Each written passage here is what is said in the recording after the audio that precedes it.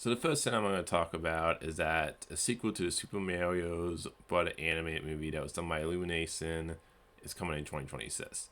When it comes to my excitement for this, oh man, I'm not too excited for this movie because I enjoyed the first movie. It was definitely way better than a live action Mario's Brother movie. No offense to anybody who enjoyed the live action movie, but I didn't love the first Mario's Brother anime movie. I know like Chris Pratt was talking about in interviews about how it sounds like maybe they're trying to do like a shared universe too.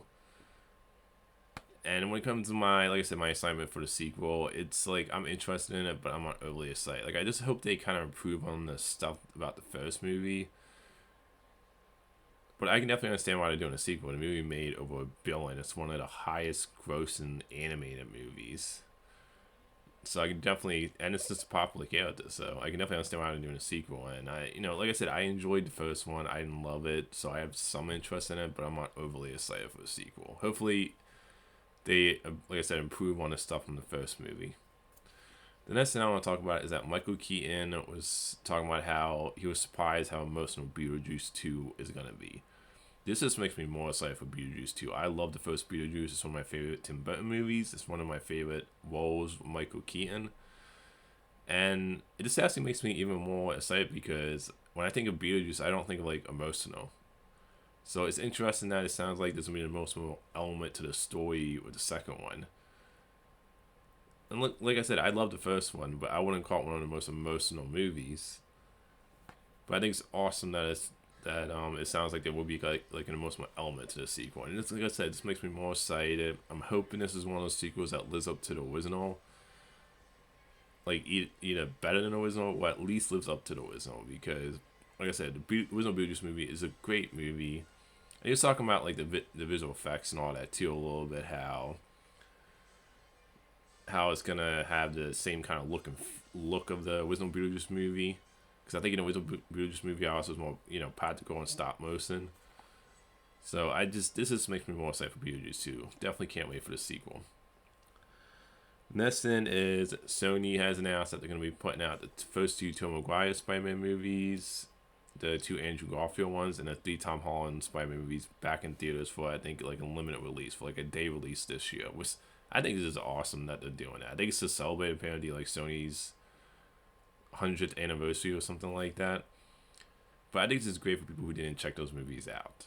Like I love the first two Tobey Maguire movies. Like those are movies I wish I saw in theaters because for me, Tobey Maguire and Tom Holland are my favorite Spider-Man, and I love the Tom Holland trilogy. But I wish I saw the first two Tobey Maguire movies in theaters. So I definitely like highly recommend, if you didn't see the Tobey Maguire movies, see the first two at least in theaters. Definitely see the Tom Holland movies. Personally, I love the Tom Holland Spider-Man trilogy. It's one of my favorite comic book trilogies. The Andrew Garfield ones, I don't really, and Spider-Man 3, I don't really have any interest in because, like, the first Andrew Garfield Spider-Man movie I thought was okay. I didn't love it or hate it, but it was like one of those movies that I felt like it didn't like stick with me afterwards. And I actually like Andrew Garfield in the world better in No Way Home when it comes to him as Peter Parker. So for me personally, I can't say like the first Amazing Spider-Man like is worth checking out, but it's not a movie I personally love or I feel the need to like go see in a theater. I remember I did see that one in theaters because I think I saw the first Amazing Spider-Man and No Way Home in theaters. I know I did. I can't remember if I saw any the other Andrew Garfield one or the other Tom Holland ones.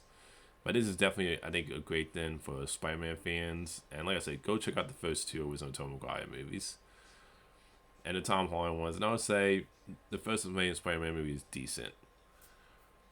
The next thing I want to talk about, and this will be the last thing today, is that, so this is the box office update, is that Dune Part 2 only took a 44.2% drop, which I love hearing this.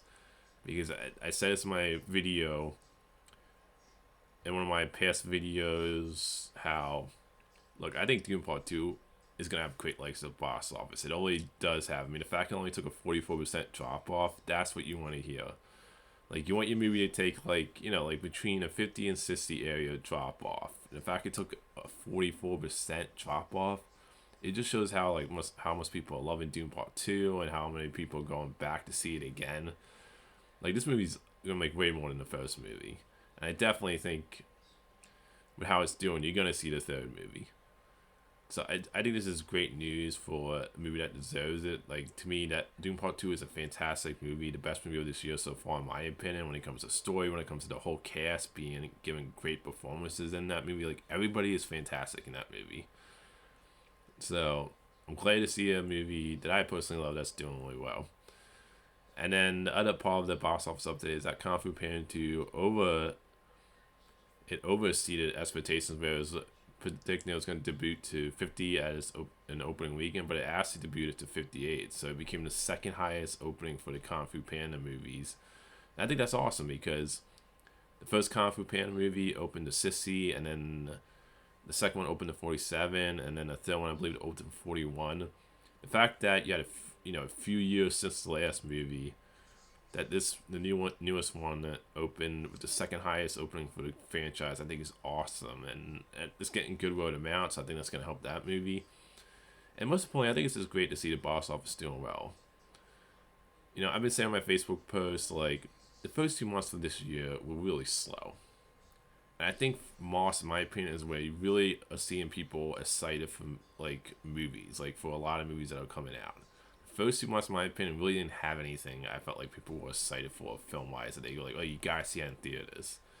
I still have to see Kung Fu Panda 4. Like, I definitely want to try to see it in theaters because I love the first 2 movies. But I think this is great news for the box office, great news for movie fans, and just, like I said, just great news, the fact that movies are doing well. Like, to me, this is where the movie season starts finally this year now. So that's all the movie news today. Until next time, movie fans.